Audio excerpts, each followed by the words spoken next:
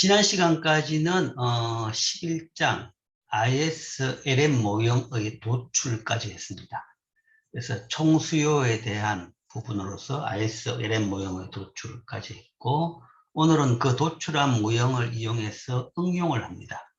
그래서 정책에 따라 가지고 균형이 어떻게 바뀌는지, 그리고 정책을 어떻게 해야 되는지, 그 다음에 이제 케이스 스터디, 큰 걸 3개 볼 겁니다. 큰 케이스 스터디를. 뭐 좀 미국 예지만 사실은 이제 미국 경제가 워낙 크기 때문에 이게 전 세계 경제에 영향을 미친 아주 큰 케이스입니다. 그렇기 때문에 우리나라에도 충분히 영향을 미치는, 그리고 지금 또 인플리케이션이 굉장히 높은 케이스 스터디 이 3개입니다.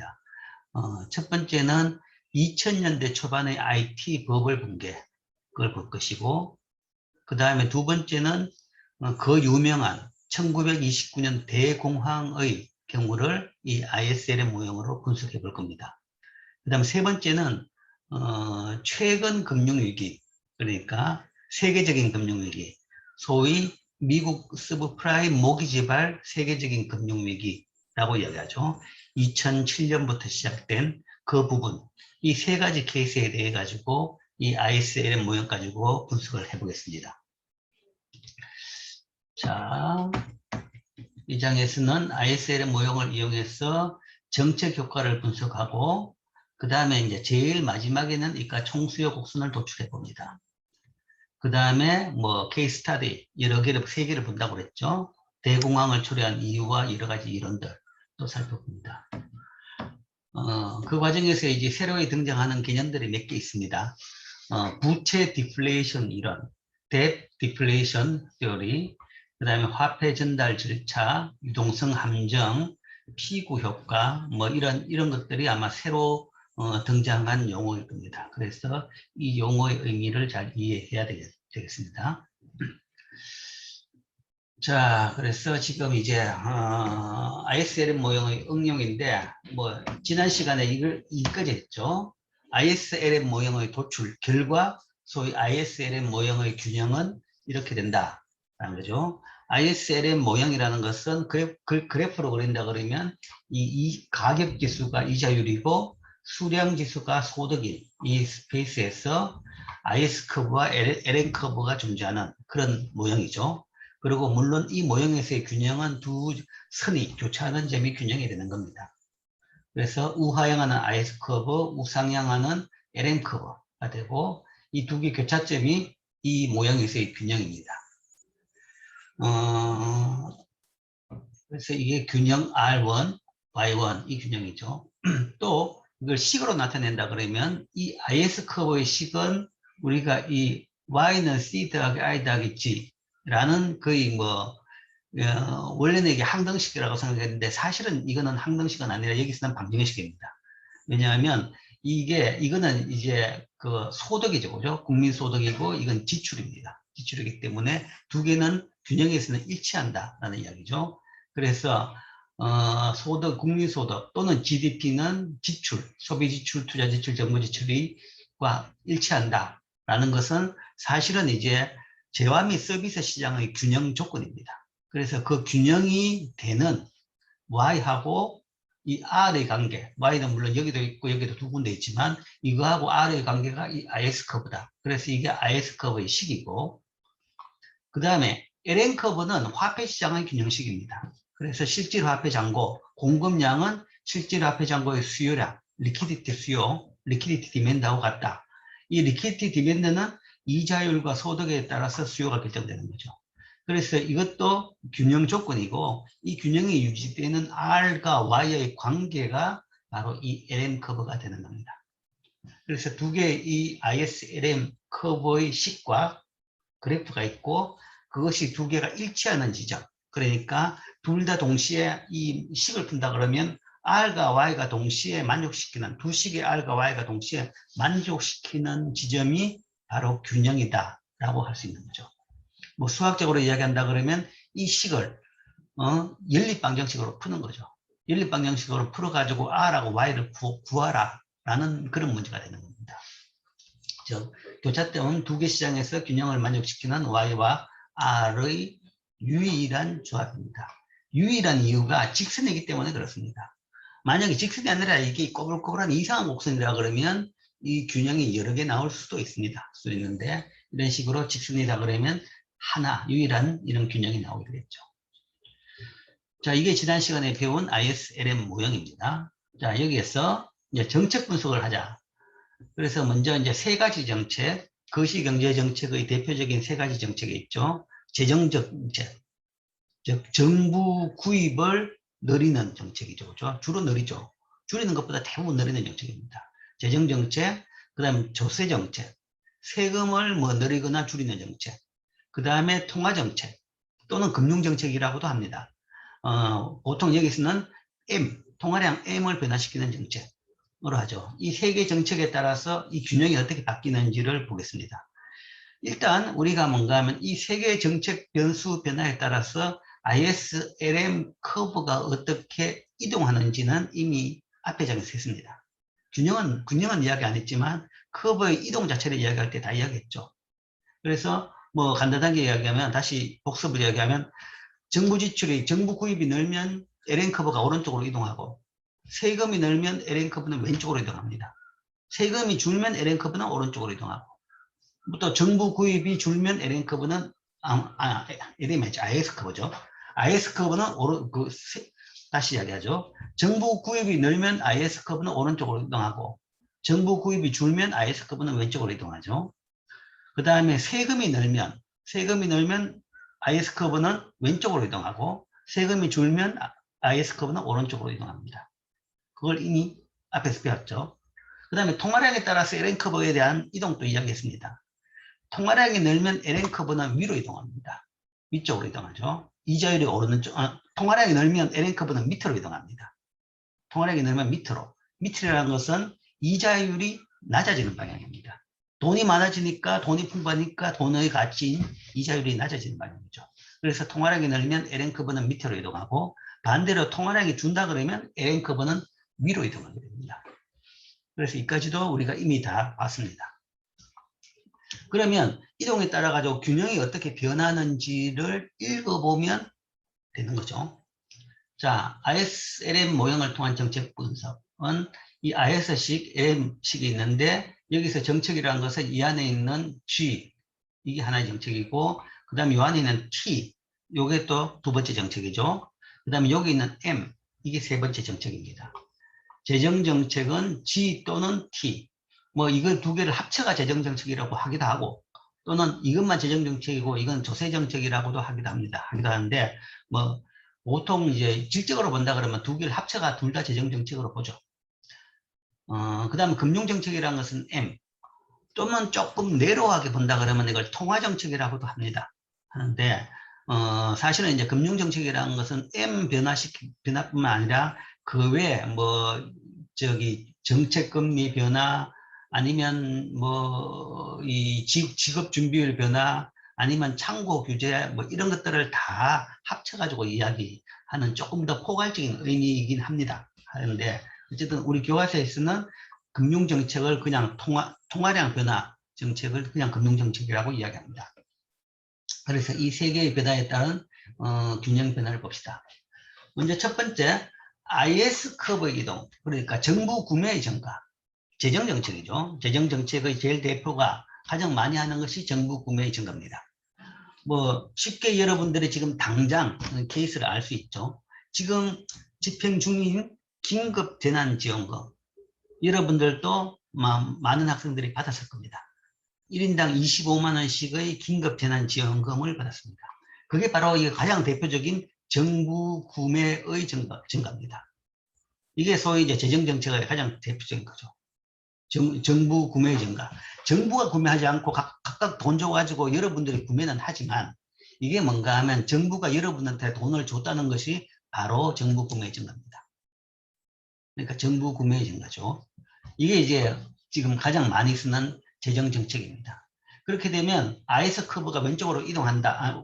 정부 구매가 늘면 IS 커브는 오른쪽으로 이동한다 그랬죠. 이동하는데 얼마만큼 이동하냐 그러면 앞에서 우리가 지목한 이동폭까지 계산할 수 있다라고 했죠. 그것은 성수 효과만큼이다 라는 거죠. 그래서 요 폭만큼 1 빼기 MPC분의 1 곱하기 델타 G, 이건 늘었는 만큼 이렇게 한다. 뭐 지금 현재 이제 긴급재난지원금을 통해 가지고 한 10조 정도 지금 뭐 지출을 늘렸다라는 이야기가 있습니다. 10조. 근데 이제 이게 25만 원씩 주는 것도 있고 그 다음에 자영업자한테 주는 것도 있고 그래서 이제 그 총액이 왔다 갔다 하고 있는데 한 10조 늘렸다. 그러면 이제 이 델타지가 10조라는 얘기죠. 델타지가 10조고 그 다음에 우리나라의 MPC가 얼마냐? 그걸 이제 계산해 보면 거기에 따라 가지고 이거 곱하면 이 값이 나옵니다. 뭐 예를 들어서 MPC가 0.8이다. 8이다 그러면 1 빼기 MPC분의 1 하면 이게 5가 되는 거죠. 그럼 10조에다가 곱하기 5를 하면 50조만큼 소득이 늘어나는 효과가 있다. 라고 이야기할 수 있는 거죠. 라고 이야기할 수 있는 거죠. 그래서 이 성수가 크게 하기 위해 가지고 긴급재난지원금 같은 경우에는 뭐 11월까지 써야 된다. 안 쓰면 돈이 날아간다. 라고 이제 규정을 붙이는 거죠. 규정을 붙이는데 실제적으로 뭔가 하면 그렇다 그러면 엄청나게 큰 효과죠. 그리고 뭔가 하면 실제 11월까지 몽땅 다 쓴다 그러면 MPC는 0.8이 아니라 거의 1에 가까운 숫자죠. 다 쓴다 그러면. 저축 못하고 다 쓴다 그래요. 그러면 이거 엄청나게 큰 숫자가 될 겁니다. 큰 숫자가 돼가 성수효과가 크게 나타나는데 실제는 안 그렇죠. 실제는 안 그런 이유가 이제 그 MPC라는 게 이 25만 원에 대한 MPC냐 아니면 내 소득 전체에 대한 MPC냐라는 문제입니다. 내 소득 전체에 대한 MPC로 이야기한다 그러면 실제적으로 뭔가 25만 원이 더 생긴다 그러면 추가로 더 쓰는 것보다는 뭔가 하면 이제 기존에 내가 쓰던 것을 그 돈으로 대체하는 그런 경우가 많이 있는 거죠. 예? 뭐 그래서 이제 이게 얼마가 되느냐는 이제 사후적으로 보긴 봐야 되겠죠. 근데 사실은 별로 크진 않아요. 별로 크진 않아요.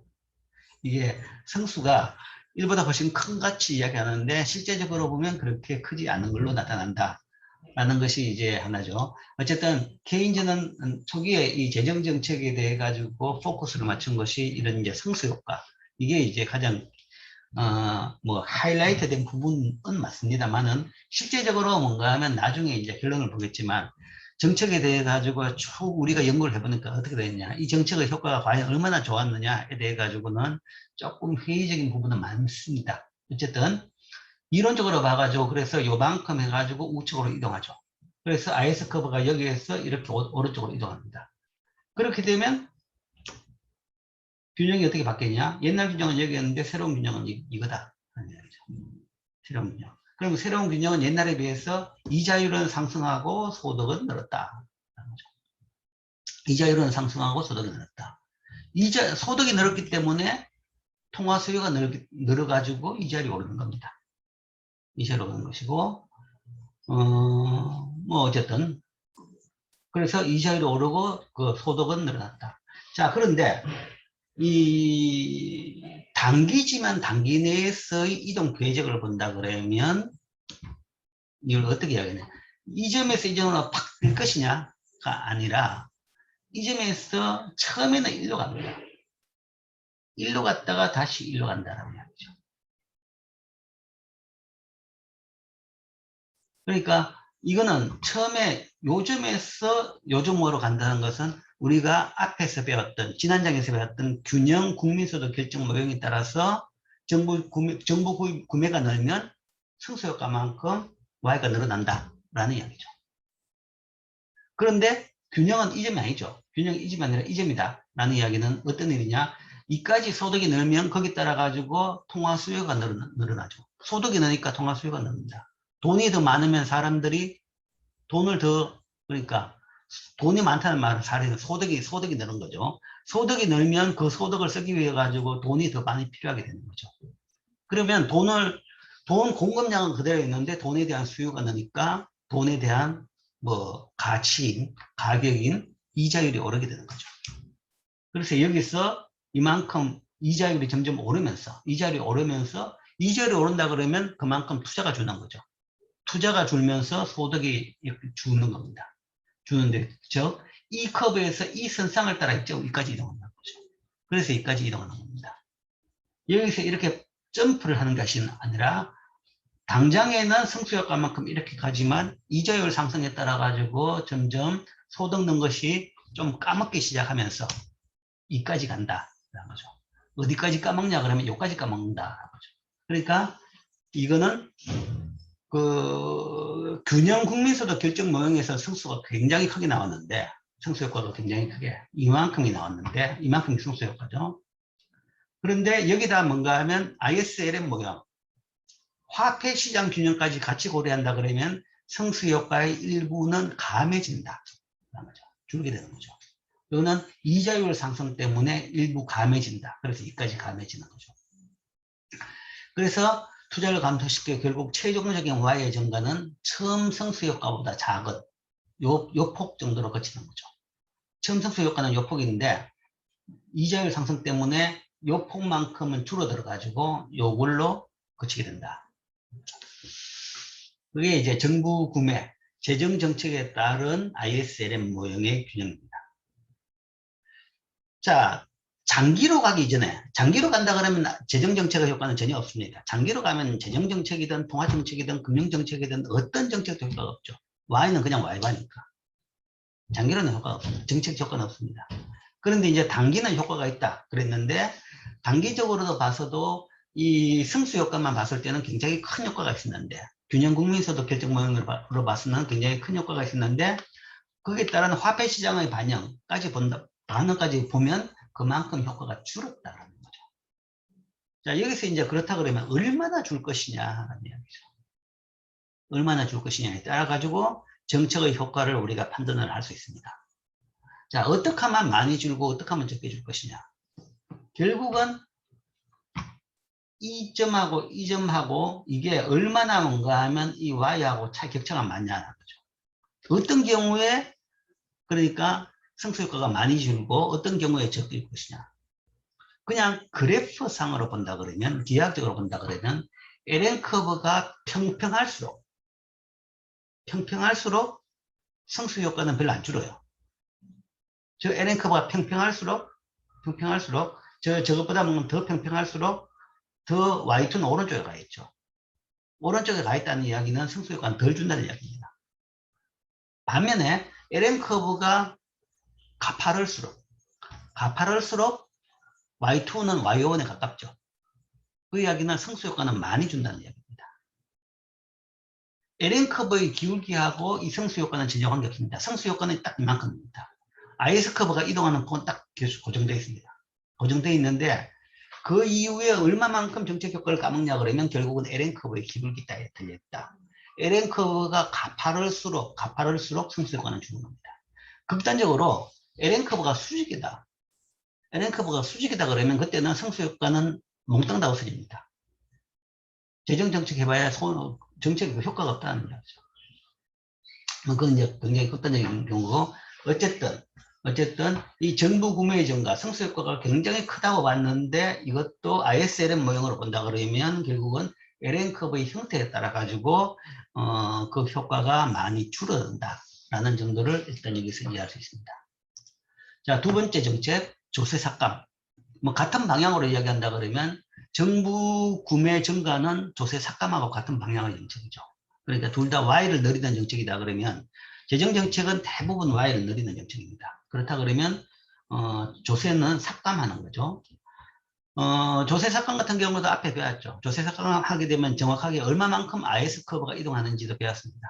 그러니까 조세 승수만큼 IS 커브가 오른쪽으로 이동하죠. 즉 소비자들은 삭감된 조세 1 빼기 MPC만큼 저축하기 때문에 최초의 지출 증가분이 동일한 델타 G의 경우에 비해서는 델타 G 경우는 조금 적다라는 거죠. 조금 적어서 얼마만큼이냐 그러면 요만큼이 되는 거죠. IS 커브는 이만큼 이동한다. 잘못했네. 자, 여기 이게 마이너스가 없습니다. 플러스입니다. 그러니까 조세 마이너스 맞네.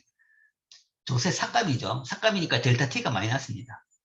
델타 T. 그러니까 앞에 델타 G가 10조라 그러면 이 경우에는 동일한 만큼 조세를 삭감했다 그러면 세금을 10조 줄였다. 그럼 델타 T가 마이너스 10이죠. 마이너스 10이기 때문에 마이너스 하니까 플러스가 되는 거죠. 그러니까 오른쪽으로 이동한 거죠. 아이스 커브가 오른쪽으로 이동합니다. 이동하는데 왜 마이너스가 붙었는데 오른쪽으로 이동하느냐? 왜냐하면 이건 조세 삭감이기 때문에.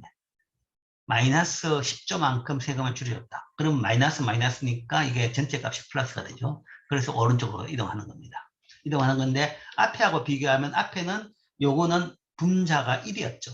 1이었는데 이거는 이보다 작은 NPC였죠. 그것은 제일 처음에 삭감된 조세 요만큼은 저축을 하기 때문에 1 빼기 NPC만큼 저축을 하기 때문에 남는 부분에 대해 가지고 효과가 있기 때문에 요만큼으로 줄게 됩니다. 자, 어쨌든 뭐 그 이야기는 이미 우리가 지난 장에서 배웠고, 어쨌든 아이스 커브가 요만큼 오른쪽으로 이동한다는 거죠. 조세 삭감한 경우에도. 그렇게 되면 이것도 이제 설명은 앞에 거하고 정확하게 동일합니다. 정부 구입 증가하고 정확하게 동일하죠. 이렇게 되면 먼저 처음에는 당장 이 이동에 따라 가지고 y가 2까지 이동하죠. 2까지 늘어납니다. 늘어나지만 2까지 늘어나면 소득이 늘어난 거죠. 소득이 상승한 거죠. 소득이 더 늘어났으니까 세금을 덜 깎았으니까 소위 가처분 소득이 늘어난 겁니다. 쓸 수 있는 돈이 늘어났죠. 그렇게 되면 사람들은 화폐에 대한 수요가 늘어난 겁니다. 돈에 대한 수요가 늘어나니까 이자율이 상승하죠. 이자율이 상승하면서 이렇게 갔던 것이 이렇게 이자율이 상승하면서 소득이 일부 줄어듭니다. 이자율이 상승하게 되면 거기에 따라서 투자가 줄게 되니까 y는 c 더하기 i 더하기 g에서 i가 줄어드니까 또 y가 줄어드는 요인이 발생하죠. 그래서 이게 이렇게 가는 겁니다. 그래서 여기까지 간다. 그래서 조세 삭감은 여기서 이렇게 점프를 하는 것이 아니라 뭐 실제적으로 경로를 본다 그러면 처음에는 소득이 늘었다가 그다음 이자율 상승에 따라서 소득이 일부 줄어드는 그런 경로를 겪게 되죠. 그래서 델타 T의 경우는 동일한 크기의 델타 G에 비해서 Y와 R에 미치는 효과는 뭐 어쨌든 이만큼이 되죠. 이만큼이 되는데 어쨌든 똑같은 그림이라 그러면 앞에 거보다는 이게 덜 오르고 소득 Y도 덜 늘어났을 겁니다. 왜냐하면 이 성수가 다르죠. 성수가 다르기 때문에 앞에 거는 이 IS 커브가 이거보다는 좀 더 오른쪽으로 이동했을 겁니다. 처음에 이 폭 자체가 요거는 요만큼이죠. 요만큼이지만 앞에 정부 구입 증가는 이거보다 더 큰 여기가 NPC가 아니라 1이다라는 것은 이거보다 조금 더 크죠. 그렇기 때문에 조금 더 이자율을 더 올리고 소득도 더 올리는 효과입니다. 그 이야기는 동일한 만큼 세금을 정부 구입 액수하고 동일한 만큼 세금을 깎아주면 그게 뭐 정부로서는 똑같은 건데라고 생각할 겁니다. 100을 쓰는 거나 100을 깎아주는 거나 정부 정책을 할 때는 똑같다라고 생각하겠죠. 하겠지만 그게 균형에 미치는 영향은 다르다라는 이야기죠. 정부 구입을 하는 것이 더 크고 세금을 깎아주게 되면 그만큼 조금 준다라는 걸 알 수 있죠. 그래서 이 이야기입니다. 델타 T의 경우는 동일한 크기 델타 G에 비해서 Y와 R에 미치는 효과는 작다, 조금 작다 라고 볼 수 있죠. 어쨌든 경로, 과정은 동일합니다. 폭이 조금 줄어든다. 그 정도죠. 자, 그 다음 세 번째 정책, 금융정책. 통화량을 변화시키는 경우. 일반적으로 이제 뭐 재정 지출 증가와 비슷하게 경기 부양 차원에서의 통화량 정책은 대부분 통화량을 늘리는 정책입니다. 그래서 통화량을 늘리게 되면 어떻게 되느냐? 통화량을 늘리게 되면 LN 커브가 위로 이동한다는 거죠. 금융정책은 통화량을 늘리는 거죠. 그렇게 되면 아니죠. 통화량을 늘리게 되면 LN 커브는 밑으로 이동한다는 거죠. 통화량을 늘린다는 것은 LN 커브는 밑으로 또는 우측으로 이동하는 것이 LM, 통화량을 늘리는 정책입니다. 즉 LN 커브가 여기서 LM1에서 LM2로 오른쪽으로 또는 밑으로 이동하는 경우입니다. 그러니까 돈이 많아지면 이자율이 더 떨어진다. 돈의 가치 있는 이자율이 떨어진다. 라고 그 방향을 쉽게 이해할 수 있는 거죠. 어쨌든 LN 커브가 이렇게 우측으로 밑으로 이동했다. 그렇게 되면 새로운 균형은 이 점이죠. 이 점인데, 자, 이것도 뭐 사실 본다 그러면, 경로를 본다 그러면 이렇게 볼 수 있습니다. 여기서 여기까지 점프를 했는 것이 아니라, 처음에는 이렇게 갔다가 이렇게 갔다라고 볼 수 있죠. 그러니까, LM이 돈이 늘면 당장 이자율이 확 떨어지죠. 이자율이 떨어지는데, 이자율이 떨어지면 그 다음에 거기에 대한 반응은 ISS의 반응이 어떤 것이냐 그러면 투자가 들어가는 겁니다. IS 커브 안에 CIG 투자는 이자율의 함수죠. 이자율이 떨어지면 사람들이 투자를 더 많이 하게 되죠. 그러면 투자를 많이 하게 되면 상대적으로 소득이 늘고, 그 다음에 투자로서 돈을 많이 가지고 가면 전체적으로 돈에 대한 뭐 지출이 늘어나니까, 투자 지출이 늘어나니까 돈이 이제 옛날에 막 뭐 예를 들어 가지고 지나치게 막 흘러 넘칠 만큼 많았는데 점점 이제 줄어들기 시작하는 거죠. 그래서 이자율이 이렇게 떨어졌다가 다시 조금 회복되는 겁니다. 회복되면서 이렇게 간다 하는 거죠. 그래서 이것도 경로로 본다 그러면 통화량을 늘리면 당장 이자율이 확 떨어졌다가 그 다음에 시간을 지나면서 조금 회복되면서 소득이 늘어나는 그런 경로로 가게 돼서 이 비교 정태 분석 처음 이 점에 비해 가지고 이자율은 떨어졌다. 물론 초기 떨어진 것보다는 좀 덜 떨어졌지만 어쨌든 이자율도 떨어지고 소득이 늘어나는 그런 효과가 발생하죠. 결국은 소득은 C 더하기 I 더하기 G의 구성에서의 변화가 발생해야 됩니다. 구성에서. 그게 구성에서 하나 변화가 없다 그러면 소득은 변화가 안 나는 거죠. 그래서 금융정책을 쓴 경우, 통화량을 늘린 경우 결국은 CIG 중에서 어떤 것을 늘리느냐? 결국은 이자율을 낮춰가지고 투자를 들여서 소득을 증가시키는 것이다. 라는 것이 이 과정입니다. 그래서 금융정책, 통화량을 늘린 경우도 이런 식으로 균형이 변한다. 라고 볼 수 있습니다. 자, 다음으로는 이제 금융정책과 재정정책의 상호작용. 지금은 이제 정책을 세 개를 각각을 놨습니다. 각각 정책을 보고 각각 정책의 효과를 봤죠. 각각 정책의 효과를 봤는데, 자, 정책이 뭔가 하면 두 정책이 다 따로 놓는 수도 있습니다. 솔직히 지금 이제 좀 이상한 시간인데, 현재 사실 그래요. 현재. 지금 이제 두 정책이 따로 놓는데, 지금 긴급재난지원금을 지급을 했습니다. 그게 이제 엄청난 재정정책을 했는 겁니다. 뭐 거의 뭐 전례가 없는 재정정책을 한 거죠. 뭐 한 거고. 그 다음에 금융정책은 지금 어떤 상황이냐? 지금 금융정책의 시츄에이션은 어떤 상황이냐? 최근 몇 주 전에, 2주 전인가 3주 전에 한국은행이 정책금리를 올렸습니다. 정책금리를 올렸다는 것은 통화량을 줄이는 정책입니다. 그러니까 지금 재정정책은 IS 커브를 오른쪽으로 이동시키는 정책을 하고 통화정책은 LN 커브를 위로 이동시키는 정책을 하고 있는 거죠. 두 개가 Y에 대해 가지고는 반대 방향으로 지금 정책을 하고 있는 겁니다. 이게 이제 전형적으로 뭔가 하면 코디네이션 페일리어, 잘못된 정책이다. 그러니까 정책이 서로 조화를 안 이루고 서로 뭔가 하면 엇나가면서 그 효과는 굉장히 좀 안 좋은 상황인데, 뭐, 각각의 요인이 있기 때문에, 각각의 요인이 있고, 그 다음에 또 뭐, 정치적인 이슈, 뭐 그런 것도 있고, 그리고 이제, 재정정책은 사실은 그냥 정치입니다. 보통 정치입니다. 그렇기 때문에 이거는 뭐, 경제 목적보다는 정치 목적으로 집행되는 그런 부분이 상당히 많기 때문에, 어떻게 뭐, 할 수가 있는 부분은 아니지만, 경제학자들이 보기에는 지금 정책 방향은 굉장히, 이상한 상황이다. 라고는 볼 수 있어요. 라고는 볼 수 있고.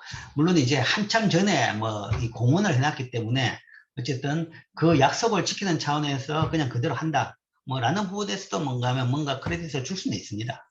뭐 그렇기 때문에 하다 보니까 지금 이렇게 됐다. 라고는 볼 수는 있는데 어쨌든 거기에 대한 이야기입니다. 두 정책을 하는 당국이 다릅니다. 다를 때 이제 상호작용에 따라 가지고 정책 효과가 어떻게 되는지를 보자는 거죠. 자, 금융 및 재정 정책 변수들 통화량 M과 그 다음에 정부 구입 G, 그 다음에 조세 T는 외생적이다 본다. 뭐 정책 변수는 다 외생적이죠. 정책적으로 결정할 수 있으니까. 실제 금융 정책 위반자들은 재정 정책의 변화에 반응해서 통화량을 조절하거나 혹은 그 반대의 현상이 나타나기도 합니다.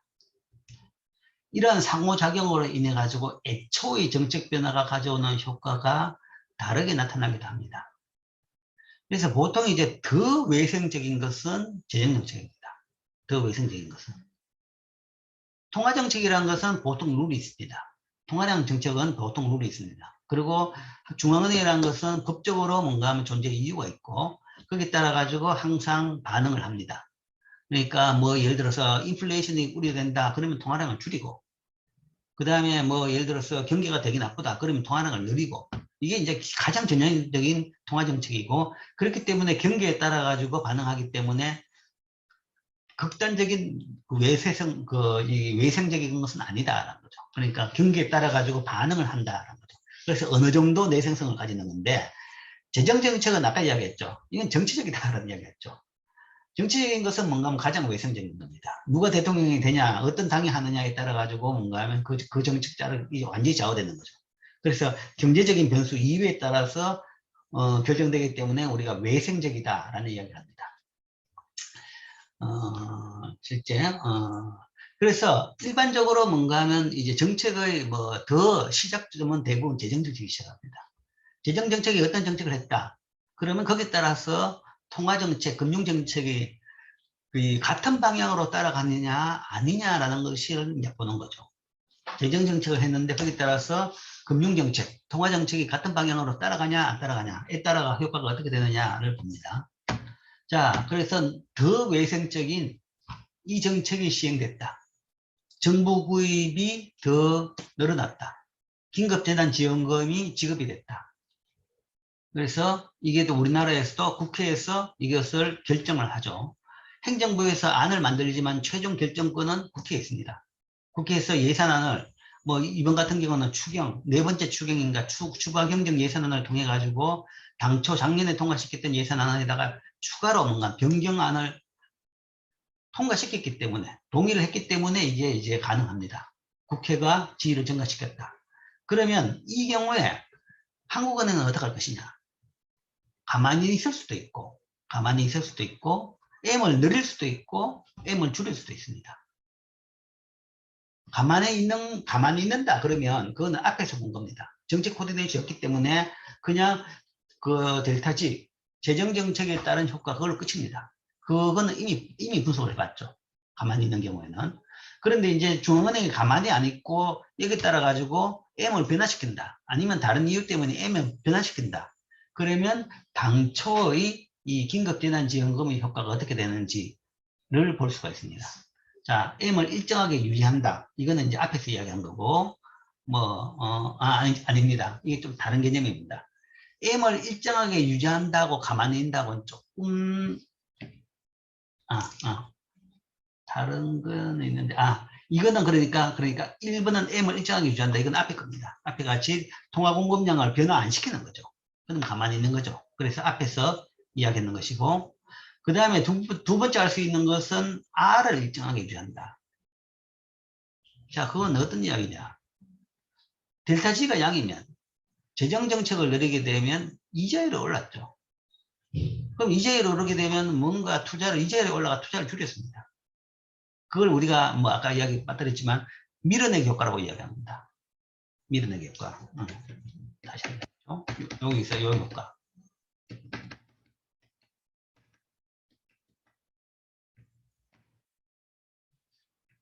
이렇게 늘었는데 소득이 느니까 투자가 늘면 소득이 느니까 이자율이 오르죠.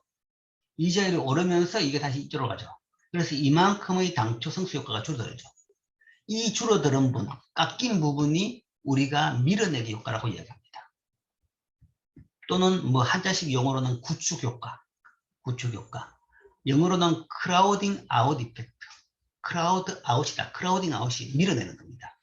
밀어내기 효과. 즉, 이 경우에는 이제 여기서 이만큼 깎인 것을 밀어내기 효과라고 이야기하는데, 그럼 뭘 밀어냈단 말이냐라고 하면 이자율 상승에 따라서 민간 투자를 밀어냈다는 겁니다. 그러니까 소득이 늘어나가지고 성수 효과에 따라서 소득이 늘어나는 것은 좋은데 그만큼 소득을 늘리기 위해서 성수 효과를 내기 위해 가지고는 정부 구매가 증가했죠. 그럼 정부 구매가 사실은 어디서 나왔냐 그러면 세금이 변화 없다 그러면 결국은 그 쓸 만큼 돈은 민간에서 빌려온 겁니다. 지금 그러고 있죠. 그러니까 세금은 안 올리고 우리가 긴급재난지원금을 한다. 그렇다 그러면 이제 국가 부채가 느는 거죠. 국가 부채가 는다는 것은 그만큼 고액수만큼 민간에서 시중에서 돈을 빌려오는 겁니다. 채권을 발행해가지고 돈을 빌려와가지고 빌려주는 겁니다. 그렇게 되면 그만큼 이자율이 오르는 거죠. 그런데 이제 이자율이 오르면서 사실은 민간 투자가 그만큼 줄게 된다는 거죠. 그래서 그걸 민간 투자를 밀어냈다라는 의미에서 밀어내기 효과, 크라우딩 아웃 이펙트라고 얘기합니다. 실제 이제 성수 효과가 이만큼 크긴 한데 성수 효과가 발생하면 거기에 따라서 발생하는 밀어내기 효과 부분 때문에 사실은 성수 효과의 상당한 부분이 줄어든다라는 이야기죠. 그래서 이게 밀어내기 효과인데, 자 봅시다. 다시 돌아가서 이 상호작용에서 여기에 따라서 자, 정부 지출이 뭔가 하면 의회가 정부 지출을 증가시키면 IS 곡선이 우측으로 이동하죠. 우측으로 이동하는데 뭔가 여기 이제 정책이 세 가지가 있죠. M을 일정하게 유지하는 것. M을 일정하게 유지하는 것은 앞에서 배운 내용입니다. 그리고 이자율을 일정하게 유지하는 거, 소득을 일정하게 유지하는 거, 이 두 개에 대해서 배울 겁니다. 그런데 이제 이 R을 일정하게 유지한다는 것은 어떤 의미냐? 그러면 아까 봤죠? R이 상승하는 겁니다. 그러니까 정부 지출 구입이 나면 이자율이 상승하죠. 그러면 그걸 안 상승하게, R이 상승하게 되면 그만큼 투자가 줄어드니까 그걸 상승 안 하게 통화 공급을 더 늘리는 반응을 할 것이냐 말 것이냐, 그 반응을 한다라는 얘기죠. 그런 것이고, 그 다음에 3번은 조금 이거 좀 멍청이라고 보다는 그냥 교과서적으로 그냥 정반대 경우를 보여주기 위해서 보이는 거. 실제적으로 이런 일은 없지만 Y를 일정하게 유지하는 통화정책을 할 수도 있습니다. Y를. 거기에 따라 어떻게 되는지를 봅시다. 각 경우 이 정부 구입 증가에 따라 가지고 다른 효과가 나타납니다. 자, 첫 번째 먼저 M을 일정하게 유지하는 경우에는 우리가 지금 앞에서 본 거와 동일하죠. IS 커브 변화가 없죠. 그렇게 되면 앞에 본 거와 동일하게 여기서 1로 갑니다. 물론 이야기할 때 처음에는 여기서 1로 갔다가 이게 이 폭만큼이 승수 효과겠죠. 그러다가 이제 이자율이 오르니까 밀어내기 효과에 따라 가지고 점점 Y가 줄어들어서 2까지 가는 거죠. 그렇지만 어쨌든 이자율은 처음보다는 상승했습니다. M을 일정하게 유지하는 경우. 그 다음 두 번째. 자, 정부 구입이 증가하면 IS 커브가 오른쪽으로 이동하는 것은 동일한데, 자, 앞에 첫 번째 경우를 본다 그러면 여기서 이제 문제가 여기서 2까지 갔다가 이자율이 오르게 되니까 밀어내기 효과에 따라 가지고 이 성수 효과가 일부 감해지죠. 그래서 그걸 막자. 그걸 막기 위해서 이자율이 오르는 것을 막자. 라고 한다 그러면 그때는 R을 일정하게 유지하기 위해서 통화당국은 통화량을 늘리는 거죠. A컵을 오른쪽으로 보내면 됩니다. 그러면 어디까지 보내느냐? 요 클로스까지 보내면 되는 겁니다. 그럼 여기서 이렇게 가는 게 없죠. LN커브가 여기 있기 때문에 이 점에서 이렇게 위로 이동했는데 LN커브를 여기로 보내버리면 통화량을 이만큼 더 늘려버리면 이제 균형은 여기가 되는 겁니다. 그러면 앞의 정책하고 가만히 있는 거하고 비교를 해보면 어떤 차이가 나느냐. 가만히 있는 경우에는 그러니까 밀어내기 효과 때문에 Y 늘어난 게 줄어가지고 Y가 Y2로밖에 안 늘어났죠. 그러나 중앙은행이 통화 공급을 같이 늘려줬다 그러면 성수 효과를 몽땅 다 누릴 수가 있는 겁니다. 누리면서 Y가 Y3까지 갈 수 있는 거죠. Y가 Y3까지. 그러니까 처음 성수 효과만큼 그대로 다 Y가 늘어날 수 있는 거죠. 그래서 이런 경우에 뭐 두 정책이 코디네이션을 한다 그러면 정책 효과를 더 키울 수 있다. 그러니까 경제가 굉장히 나쁘다. 물론 이제 경제의 장기 균형이 Y1인데 이걸 Y3로 이렇게 보내지 못합니다. 못하지만 예를 들어서 경제의 장기 균형이 Y3나 아니면 Y3보다 더 오른쪽에 있었다. 그런데 장기 균형 그런데도 불구하고 어떤 뭐 대공황이라든지 아니면 엄청난 경기 침체 때문에 뭐 경제가 일로까지 가버렸다라는 거죠. 그렇다 그러면 그때는 코디네이션에다가 IS를 이렇게 보내고 LN도 같이 이렇게 보내가지고 이렇게 Y3까지 Y를 상승시키는 그런 정책이 상당히 효과적이고 바람직하죠. 그래서 이거는 이제 정책 코디네이션이 제일 잘 된 경우입니다. 제일 잘 된 경우고, 그 경우는 이제 이자율은 뭐, 이제 안 올랐죠. 처음 상태 그대로입니다.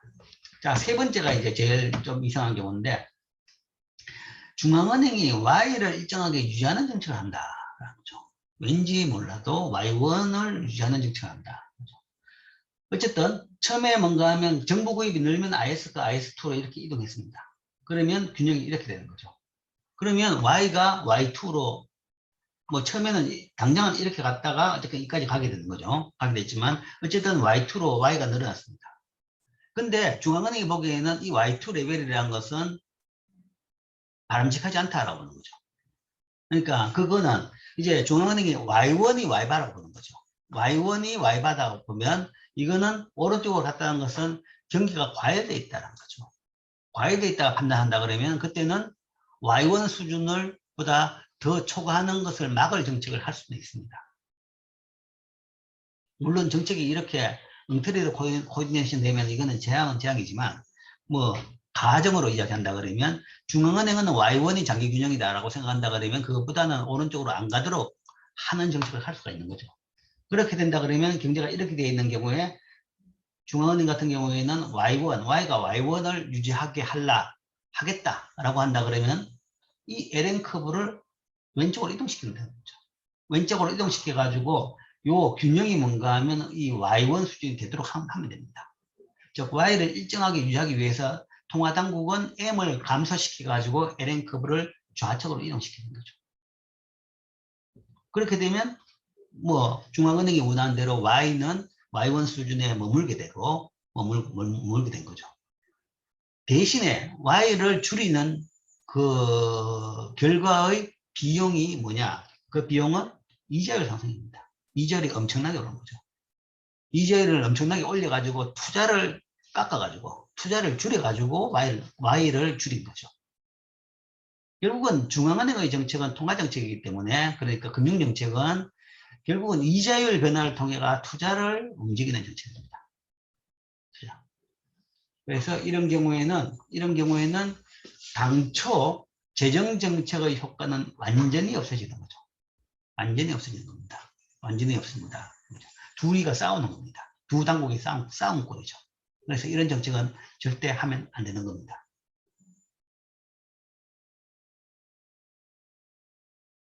근데 지금은 이제 아까 얘기했죠. 현재 우리나라 상황이 이 상황이다 라는 얘기했습니다. 이 상황인데 뭐 따져본다 그러면 이렇게 선호를 따져본다 그러면 반대라고 주장을 할 수도 있어요. IS1이 IS2로 먼저 이동한 게 아니라 LM1이 LM2로 먼저 이동했습니다. 선호로 따져본다 그러면 중앙은행의 이자율 상승이 먼저 됐죠. 그 다음에 지난주부터 뭔가 하면 IS 커브가 오른쪽으로 이동했습니다. 따로 놀긴 놀았는데 이건 뭐 사정을 본다 그러면 그 한참 전부터 이야기하는 부분이 있었고 근데 이런 생각도 들어요. 사실은 이제 이자율 올리는 건 시간 문제다라는 것은 다들 알고 있었습니다. 알고 있었는데 대부분 예측은 10월 달에 올릴 걸로 봤어요. 10월 달에 한번 올리고 12월에 한번 올린다라고 예측했는데 예상보다 한 달 빨랐어요. 예상보다 한 달 빨리 올렸는데 아마 이런 비난을 받는 걸 피하기 위해서 한 달 빨리 올리지 않았을까라는 생각은 해요. 이런 비난을 받는 것. 전형적인 이제 이 코디네이션이 잘못된 경우죠. 근데 뭐 그렇게 따라 노는 것은 뭔가 하면 뭐 중앙은행은 사실은 자기 맡은 일을 하고 있는 겁니다. 하고 있는 건데 뭐 재정정책이라는 것은 또 다른 또 목적이 있으니까 꼭 뭐 경제보다 더 중요한 목적이 있을 수도 있으니까 거기에 따라서 뭐 어쨌든 뭐 결정이 됐으니까 그건 할 수 없는 거죠. 어쨌든 그게 지금 이제 이 정책 코디네이션에 따라 가지고 이 다른 결과가 나올 수 있는 경우입니다. 자, 마지막으로 이제 ISLN 모형에서의 충격. 지금은 이제 이 정책도 사실은 충격은 충격이죠. 근데 이제 아주 전형적이기 때문에 일단 정책 세계에 대해서 가장 많이 다루는 정책 세계에서 봤고, 이제 이 정책을 제외한 여러 충격이 많이 있을 수 있는 거죠. 거기에 대해서 뭐 간단하게 이야기하죠. 그러니까 충격은 쉽게 이야기하면 이 IS LN 커브를 이동시키는 모든 것은 다 충격입니다. 이동시키는. R이나 Y의 변화, 그건 선상의 이동이고, 그걸 제외한 IS LN 커브를 시프트 시키는, 이동시키는 모든 요인은 다 충격입니다. 충격인데, 그렇기 때문에 이제 두 커브에 따라 충격을 나눌 수 있죠. IS 부분에서 발생하는 충격. 이걸 이제 재화와 용역에 대한 수요의 외생적인 변화라고 이야기합니다. 그러니까 실물 부분에서 발생하는 충격, 뭐 이런 정도로 볼 수가 있습니다. 그래서 이제 여러 가지가 있는데, 제일 많이 발생하는 것은 주가 급등. 뭐 그렇다 그러면 이제 이것도 나눠본다 그러면 IS 부분은, IS는 Y는 C 더하기 R 더하기 G죠. 소비에서 발생하는 충격, 투자에서 발생하는 충격, G는 뭔가 하면 정책 있는 거 빼버리고. 나중에 개방경제를 본다 그러면 NX, 순수출도 볼 겁니다. 그런 충격이 있을 수 있는 거죠. 그러니까 소비 투자에서 발생하는 충격을 보면 된 거죠. 소비에서 발생하는 제일 많은 충격이 주가 변화에 따라 가지고 사람들의 재산이 바뀌는 거죠. 뭐 부동산 가격 변화도 마찬가지입니다. 이것도 이런 거죠. 이런 것들이 이제 IS 부분의 충격이고, 그 다음에 이제 기업들의 이자율에 따른 반응 이외의 부분. 그러니까 뭐 4차 산업혁명으로 투자를 더 늘린다. 아니면 경기가 나빠질 것이다라고 예상해가 투자를 줄인다. 이런 등등 기업이나 소비자 신뢰나 기대 변화에 따라 가지고 투자를 변화시키는 것들이 다 이제 IS 부분에 발생하는 충격입니다. 그 다음에 이제 화폐 시장에서 발생하는 충격도 있습니다. LM. 뭐 화폐 시장이라기보다는 더 넓게 봐서 금융 시장에서 발생하는 충격. 통화 수요에 대한 외생적인 변화. 좀 뭐 디테일한데, 뭐 신용카드 사기의 급등으로 통화 수요를 증가시킨다.